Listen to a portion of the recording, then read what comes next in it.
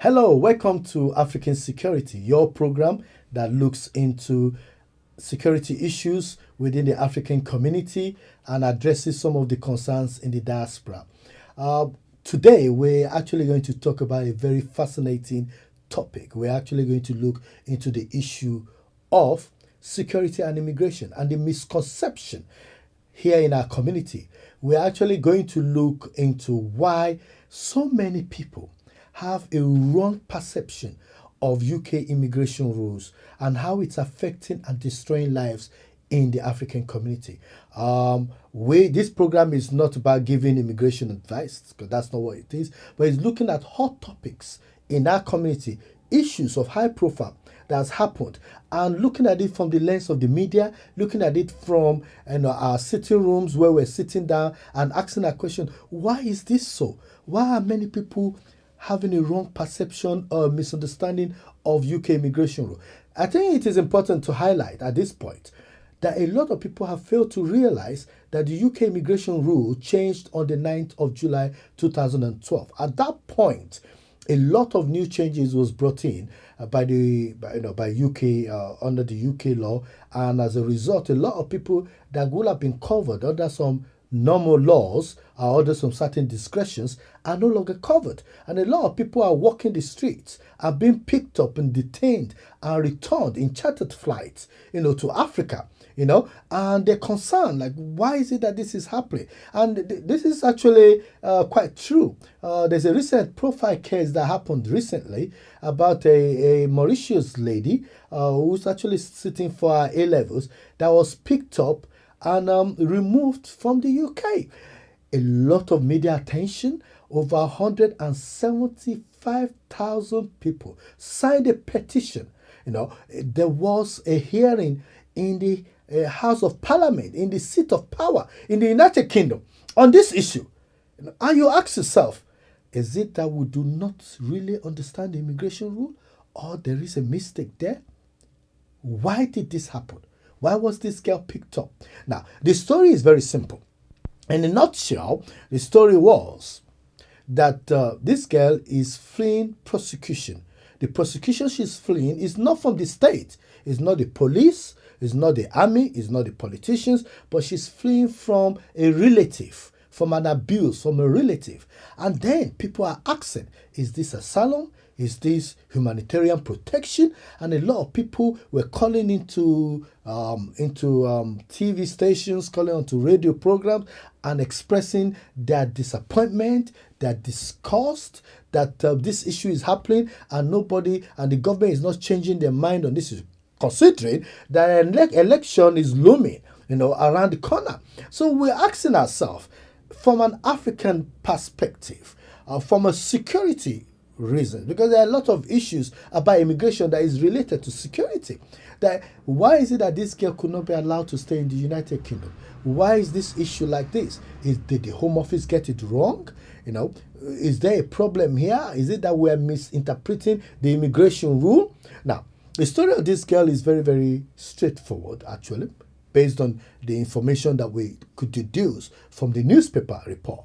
She came into the country 3 years ago, because she was 16 then, and she came into the country on a visitor's visa based on newspaper's report. And afterwards, after being in the UK, she then applied for protection from the state on the basis that she's fleeing from prosecution. And there is a lot of debate on this issue. Is this an asylum issue? Is this an humanitarian protection issue? Now, the Home Office refused this application, and so as a result, she decided to go to the court, to seek legal redress on this matter. Now, the court, in their wisdom, supported the Home Office and made it very clear that she does not have a right. And at this point, a lot of people signed the petition and looked and started, and there was a media frenzy on this issue: why she should not stay, why she should stay. And then this is an issue because we need to understand, and there's a lot of people fleeing prosecution because they've been under attack in their homeland in Africa. fleeing prosecution because they are members of the gay community in Nigeria, in Jamaica, in Uganda, And the question here is, where does this security issue comes in? Because there's a lot of people that have committed crime in those countries that have come here and they are not being sent back. And people are asking about the balance of equity. They said he who comes to equity must come to equity with clean hands. And we're asking the question, is there equity in this issue? Is the right thing being done? So this is issues that I'm looking at in this segment. The question here is, why should this girl be sent back? She's been here for 3 years, and I've heard stories of people saying that she's developed life here in the UK, and as a result she should be able to stay. I think it's important at this point that we need to distinguish between state actors and non-state actors. State actors are police, machineries and instruments of government, in the home country, and if these instruments or the state actors are after you, you would and you should be able to get asylum or support. So the question then is, why is it that knowing full well that Mugabe in Zimbabwe, is after political opponents and things like that. Why is it that the UK government continue to refuse people with political, asylum? It's a case-by-case situation. Some people were granted, some people were not granted. And people will be asking questions. What? This is the misconception that people have. Like, they believe that once at their country in Africa or in the Caribbean, black people believe once their country have problems, they could claim asylum immediately or humanitarian protection. But that is not the case. So, and this is the situation here where this girl believes that because she is fleeing prosecution from a family member, she could get protection from the United Kingdom. And the UK government disagrees, or the Home Office disagrees, because they believe that the individual involved is a non-state actor.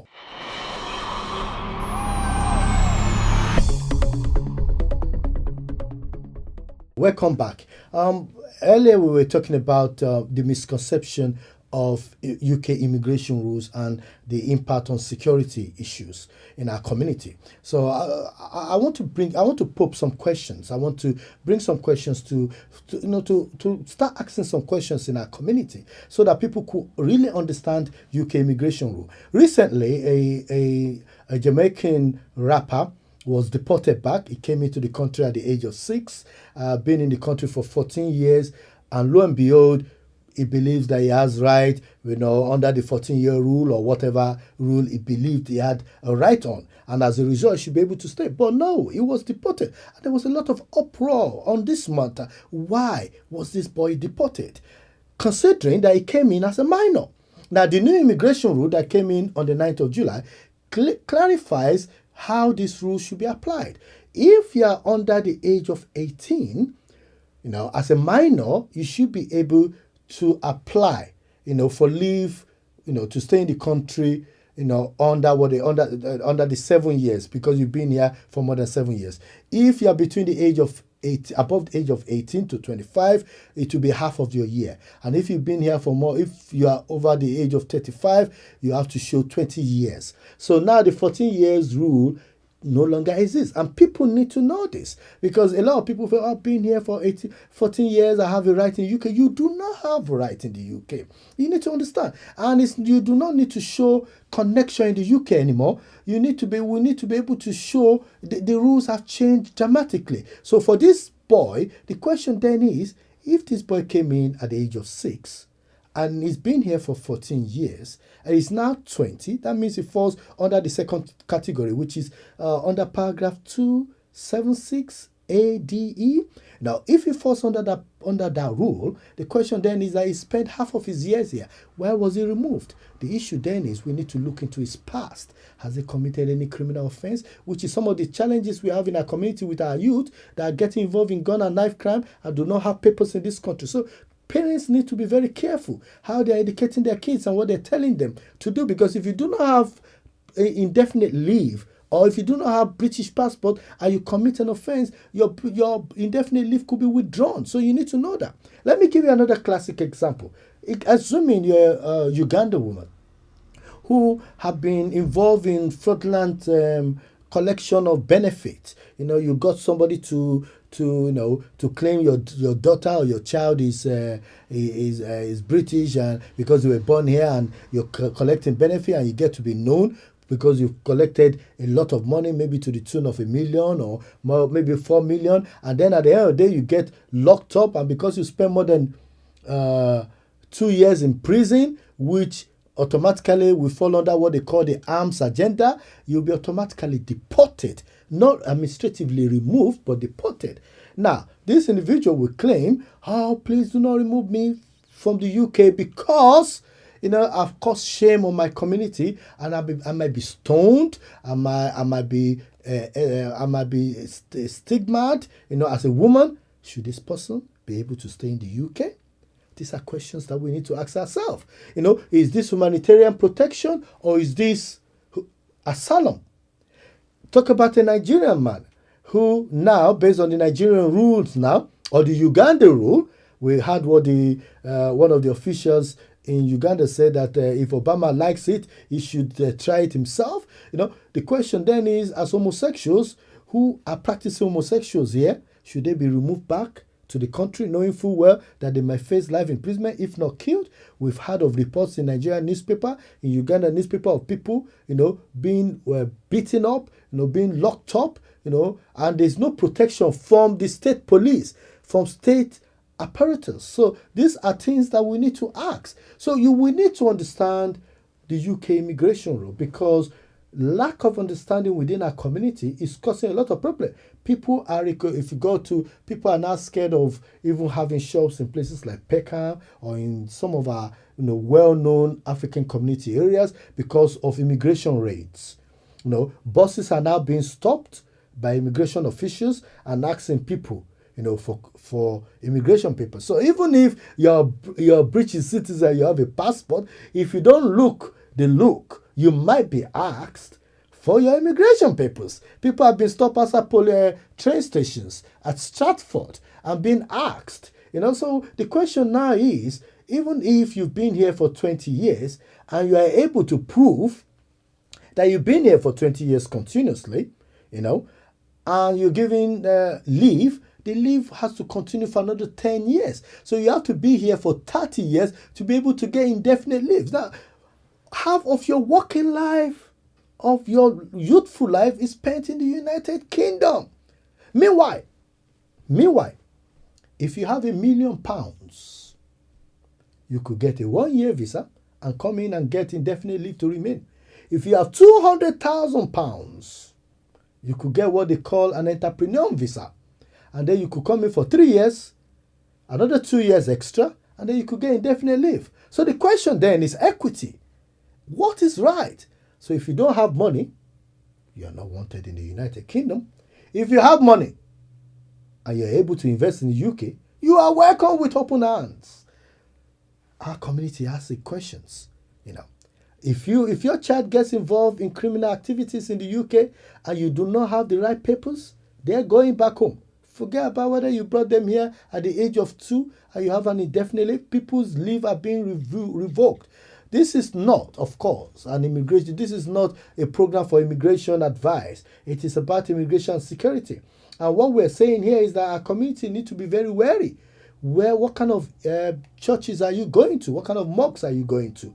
What are you doing there? Because if you are involved in a place where there are security threat and the place is raided, I'm not saying that the immigration are going to raid a church or a mosque. That's not what I'm saying. If you are involved in a crowd that you should not be involved in and the crowd is raided, or if you live in we know now that immigration is actually interested, or there are rules now talking about people not allowing people to live in the house if they do not have immigration papers. They're trying to bring that law in. And if you do not have papers and you want to give birth in the UK, you have to pay for it. NHS is no longer free for people that do not have papers. So we need to look at this. So, our community need to be very careful because it's not a security risk. So these are issues. So you need to go to associations that provide immigration advice, proper immigration advice. Do not go after dodgy lawyers. Make sure you're getting advice from the right people, and we'll be bringing people on this show who will be providing us with proper advice, because we are now looking at the issue of immigration and security.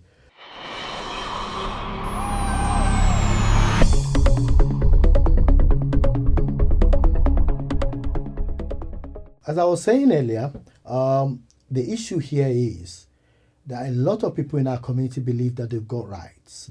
They have rights. We have rights. I've been here. I was born here. Yes, you were born here, but you were born after 1983. You do not have a right. You're not a British citizen. You do not automatically have a right. And if you go about doing things you're not supposed to do, you will get caught up by the law and you'll be kicked out of the country. You have a right to work in the country. You have a right to move around. You have right of association. You have right to start a business. But if you go and get yourself involved in the wrong crowd, you'll find yourself where you do not want to find yourself. One of the things we want you to do, because one of the things we'll be doing on this program, because we're talking about immigration and security, is that we'll be bringing qualified associations that have the right to talk about immigration rules here to answer your questions. So please do us a favor. You will see underneath the bottom now of this screen an email address. Send us your immigration question. We will answer those questions for you, because we'll bring the right people that are qualified to answer those questions. We need to resolve these problems in our community. It is important that people will be able to move freely. It's high time that when you hear a police siren, that you do not hide under the bed. It is high time that you do not jump onto the train tracks because you see a policeman walking down the street. It is high time that we stop the panicking. We need to start doing things right. So send us your questions. We will not ask, of course, mention your name on the program. We'll just put the questions to the right qualified people that have the OIC certificate or qualifications, or that are certified solicitors in our communities, so that they will be able to advise you. Don't give your money to lawyers that are not registered. You need to know the right person to give your question, to give your concern, to raise your concerns with. So please, let's not talk about rights where we do not have rights. Let's stop this talking about rights without having rights.